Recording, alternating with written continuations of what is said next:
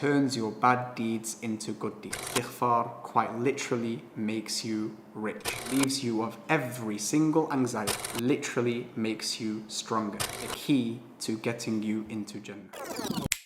Istighfar is an incredibly simple act of worship where you're simply just seeking the forgiveness of Allah subhanahu wa ta'ala. When you guys say astaghfirullah, you are simply saying, Ya Allah, please forgive me for my sins. And the super vast majority of Muslims will look at istighfar as simply just a means to forgive their sins, and that's it. But the reality is, istighfar is such a simple act of worship. But by Allah, it is a life hack. It is a miracle that has so many fruits that sprout from it that when you guys know about these fruits, inshallah, you will not leave a day until your very last breath except that you seek istighfar within it as much as possible. We're going to mention 5 virtues inshallah that will be able to do that, even though there's a plethora more virtues. The very first virtue of istighfar that we're going to mention is that it turns your bad deeds into good deeds. Allah subhanahu wa ta'ala, He says in the Quran, إِلَّا مَنْ تَابَ وَآمَنَ وَعَمِلَ عَمَلًا صَالِحًا فَأُولَٰئِكَ يُبَدِّلُ اللَّهُ سَيِّئَاتِهِمْ حَسَنَاتٍ. As for those who repent, they do istighfar, and they believe in Allah subhanahu wa ta'ala, they're Muslim, and they do good deeds on top of that, they are the ones whose evil deeds, their sins, Allah will turn them into good deeds. Why is this significant? Because within 100 years, me and you, we're going to be in the grave. We're going to be with Allah subhanahu wa ta'ala. And when Allah raises us on the day of resurrection, the day of regret, we're going to wish we have the least amount of sins and maximal amount of good deeds so that Allah rewards us for the good and He does not punish us for the bad. But it doesn't stop there. Allah subhanahu wa ta'ala, He says in another verse, إِنَّ الْحَسَنَاتِ يُذْهِبْنَ السَّيِّئَاتِ. Indeed, good deeds remove bad deeds. So really just focus with me here. In the first verse, we mentioned that if you do istighfar and you're a Muslim and you do good deeds, Allah turns your bad deeds into good deeds. But in the second verse that we've mentioned, Allah is saying that more good deeds removes more bad deeds. Are you understanding that this is kind of like a cycle that is basically laying the red carpet for you to enter into Jannah? You start with istighfar, you do good deeds, as a result, bad deeds turn into good deeds. But because you have more good deeds, Allah removes even more bad deeds from your account, so that when you meet Him on the Day of Judgment, you are pure and you are ready to enter Jannah, insha'Allah ta'ala. And again, at the root of that is istighfar. So that's the very first virtue. The second virtue we're going to mention is that istighfar quite literally makes you rich. Allah subhanahu wa ta'ala, He says in the Quran, فَقُلْتُ اسْتَغْفِرُوا رَبَّكُمْ إِنَّهُ كَانَ غَفَّارًا. Seek your Lord's forgiveness, command, for He is truly the most forgiving. يُرْسِلِ السَّمَاءَ عَلَيْكُمْ مِدْرَارًا. He will shower you with abundant rain. In other words, if you guys are going through a drought, istighfar will quite literally change the weather. It will bring the rain down. وَيُمْدِدْكُمْ بِأَمْوَالٍ وَبَنِينَ. He will supply you with wealth and children. If you guys are struggling to have a child, istighfar is the thing that will allow you to get children, insha'Allah ta'ala. But not only children, amwal, money, wealth. If you guys want to become rich, this is the key.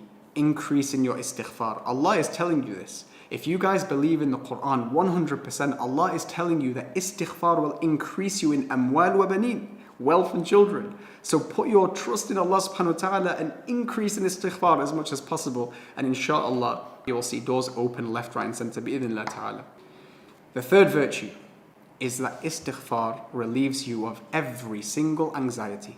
The Prophet Muhammad ﷺ, he said, من لزم الاستغفار جعل الله له من كل ضيق مخرجا ومن كل هم فرجا ورزقه من حيث لا يحتسب. If anyone continually repents and seeks istighfar, من لزم الاستغفار, astaghfirullah, astaghfirullah, astaghfirullah over and over again, Allah will appoint for him a way out of every single distress and a relief from every single anxiety, and will provide for him from places he could not even imagine. Think about the things that stress you out right now. Think about your mental health in general. Think about the things that make you anxious, whether that be family, whether that be provisions, whether that be the future, whether that be the past, whatever it is. Istighfar is the fire extinguisher that extinguishes that anxiety and allows you to find peace and tranquility and calm in your life. Subhanallah. The fourth virtue is that istighfar literally makes you stronger. In a verse in the Quran, Allah subhanahu wa ta'ala, He says, وَيَا قَوْمِ اسْتَغْفِرُوا رَبَّكُمْ ثُمَّ تُوبُوا إِلَيْهِ يُرْسِلِ السَّمَاءَ عَلَيْكُمْ مِدْرَارًا وَيَزِدْكُمْ قُوَّةً إِلَىٰ قُوَّتِكُمْ. Seek your Lord's forgiveness. Turn to Him in repentance. Say astaghfirullah, astaghfirullah, astaghfirullah. For He will shower you with abundant rain, as we've mentioned in the previous set of verses, and add strength to your strength. وَيَزِدْكُمْ قُوَّةً إِلَىٰ قُوَّتِكُمْ. Quwwah, strength, has been left general here by Allah subhanahu wa ta'ala.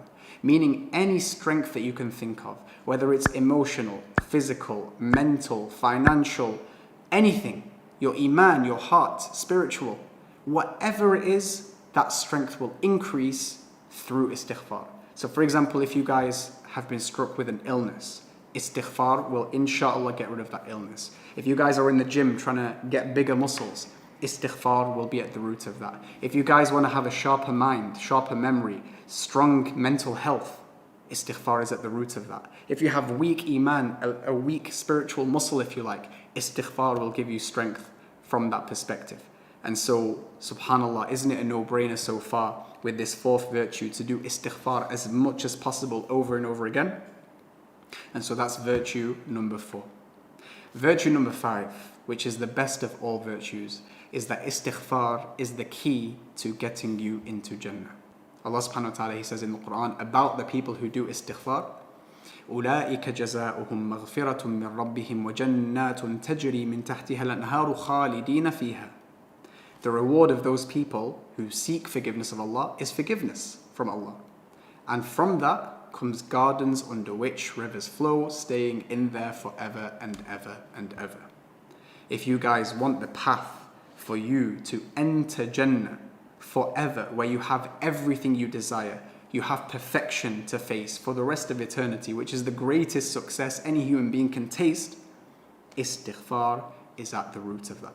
And subhanallah, with these 5 virtues, suddenly the name of Allah, Ash-Shakur, the most appreciative, comes to life.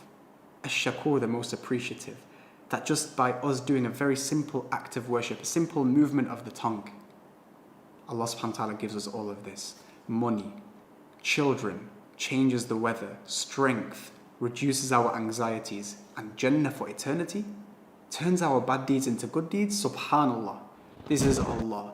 Whenever you do business with Allah subhanahu wa ta'ala, Allah comes back to you a millionfold. Subhanallah al-Azim. Tayyib.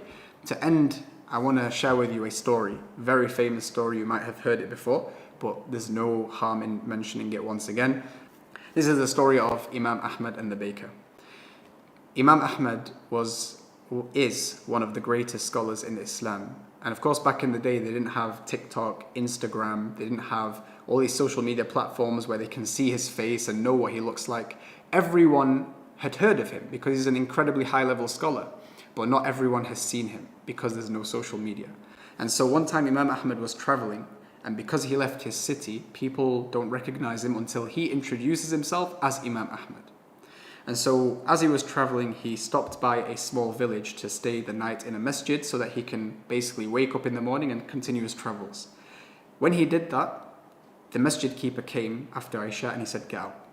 There's no staying here tonight." Imam Ahmad was saying, "Look, I'm traveling, I'll be out in a few hours." "No, get out." So he kicked him out of the masjid, locked the masjid, and then he saw Imam Ahmad at the footstep of the masjid. He said, "No, I said get out." So he basically dragged him essentially into the middle of the road, in the middle of the night with nowhere to go. But opposite the masjid was a baker who was still open, kneading his dough, preparing his bread for the next day. And he saw this. And he looked at the man and he noticed there were signs of piety. So he said, "You can come into my bakery, you can sleep as I'm preparing my bread for the next day, and you can leave in the morning, no problem." So Imam Ahmad, he goes into the bakery, he lays his bed in the corner, and as he's doing everything and preparing his bed for sleep, he noticed that the baker, as he was kneading his dough like this, he would constantly say, "Astaghfirullah, astaghfirullah, astaghfirullah," over and over again. And Imam Ahmad, being this giant of a scholar, knowing that anyone who does istighfar like this for a very long time, they must have seen something in their life, he said to the man, "How long have you been doing this for?" And he said, "I've been doing this for many, many years. Every night I prepare my bread, I say astaghfirullah, astaghfirullah, astaghfirullah." And so Imam Ahmad said, "Have you noticed anything as a result of this?" And the man thought and he said, I've noticed that Allah subhanahu wa ta'ala answers all my du'as. Whenever I raise my hands to the sky and I ask Allah for anything, He gives me that thing. But there is one du'a that Allah subhanahu wa ta'ala has not yet answered. And Imam Ahmad said, can you please tell me what the du'a is? And the man said, that du'a was to see Imam Ahmad. Allahu Akbar.